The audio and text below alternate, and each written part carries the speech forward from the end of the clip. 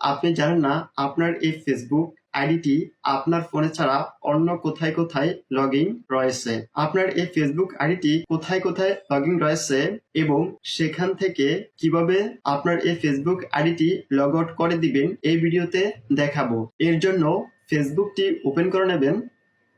ফেসবুকটি open হওয়ার পর উপরে কর্নারে যে থ্রি লাইন রয়েছে এটিতে ক্লিক করবেন। এখন এখানে যে সেটিংস আইকনটি রয়েছে এটিতে ক্লিক করবেন। দেন পাসওয়ার্ড অ্যান্ড সিকিউরিটি এটিতে ক্লিক করবেন। এখন আবার পাসওয়ার্ড অ্যান্ড সিকিউরিটি এটিতে ক্লিক করবেন। দেন সিকিউরিটি চেকস এর নিচে where you are logged in এটিতে ক্লিক করবেন।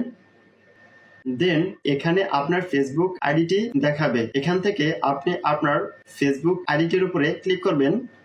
এখানে লগইনস অন আদার ডিভাইসেস এর নিচে যে ডিভাইসগুলোর নাম রয়েছে এই ডিভাইসগুলোতে আপনার ফেসবুক আইডিটি লগ ইন রয়েছে।